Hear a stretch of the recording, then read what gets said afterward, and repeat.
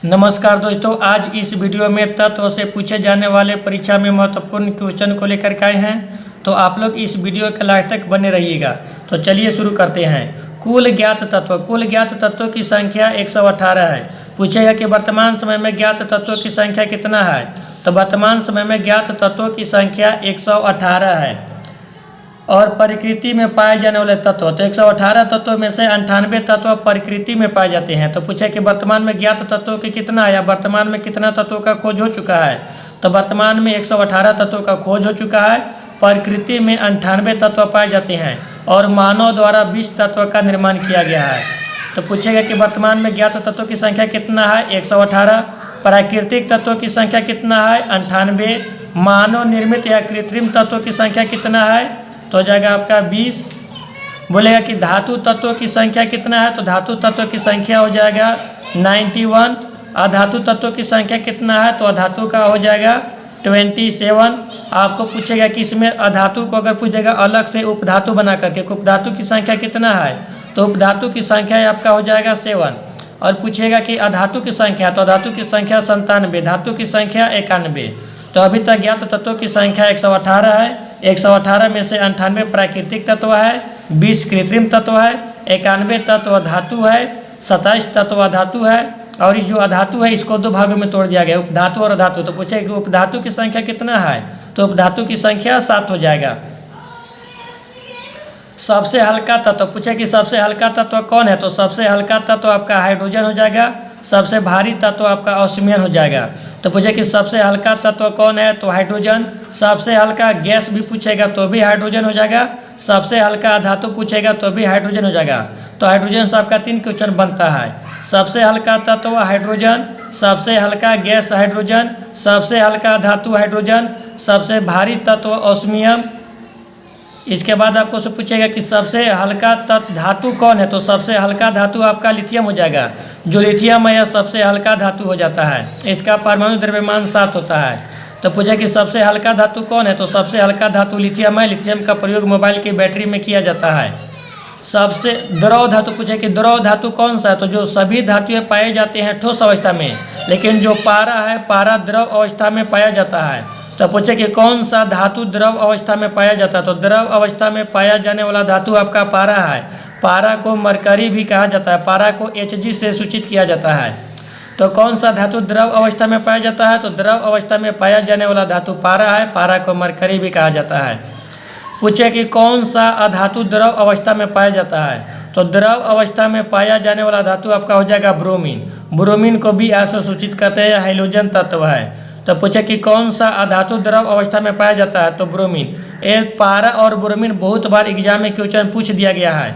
चाहे आप रेलवे का, SSC GD का, किसी भी प्रकार का कंपटीशन एग्जाम की तैयारी करते हैं तो उसमें पारा और ब्रोमीन हमेशा पूछते रहता है कि कौन सा धातु द्रव है, तो द्रव धातु पारा है और द्रव अधातु ब्रोमीन है। अब आपके पूछेगा कि विद्युत का सबसे अच्छा सुचालक तत्व कौन है, तो जो चांदी है, चांदी विद्युत का सर्वोत्तम चालक है। पूछेगा कि विद्युत का और ऊष्मा का सर्वोत्तम चालक कौन है, तो चांदी विद्युत और ऊष्मा का सर्वोत्तम चालक है। इस चांदी महंगा होने के कारण चांदी का प्रयोग हम लोग विद्युत तार के रूप में नहीं करते हैं। अगर चांदी सस्ता होता तो हम लोग विद्युत के लिए चांदी के तार के प्रयोग करते हैं। तो विद्युत का सबसे अच्छा सुचालक धातु कौन है, तो विद्युत का सबसे अच्छा सुचालक आपका हो जाएगा चांदी। चांदी के बाद आता है तांबा। अगला क्वेश्चन है कि विद्युत का सुचालक अधातु कौन सा ऐसा धातु है जो विद्युत का चलन करता है, तो जो ग्रेफाइट है, ग्रेफाइट विद्युत का चलन करता है। बोलेगा कि सबसे अधिक आघात वर्धनीय तत्व कौन है, तो सबसे अधिक आघात वर्धनीय तत्व पूछे या धातु पूछे तो सोना।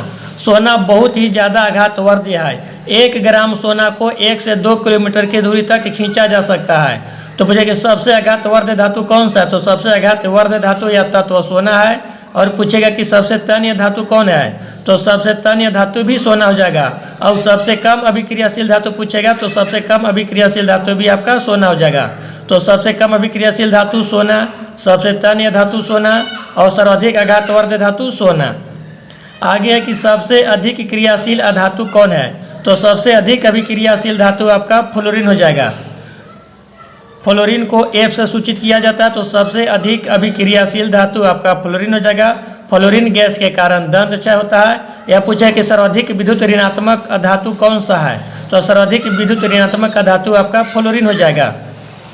आगे बोला है कि सबसे अधिक क्रियाशील धातु कौन सा है, तो सबसे अधिक अभिक्रियाशील धातु इसमें आपका गलत दिया है। जो सीजियम है, सीजियम सबसे अधिक अभिक्रियाशील नहीं है, पोटेशियम सबसे अधिक अभिक्रियाशील है, तो सबसे अधिक अभिक्रियाशील धातु आपका पोटेशियम हो जाएगा। इसके बाद बोला कि सर्वाधिक आयनन विभव वाला तत्व कौन है, तो सर्वाधिक आयनन विभव वाला तत्व है आपका हीलियम है।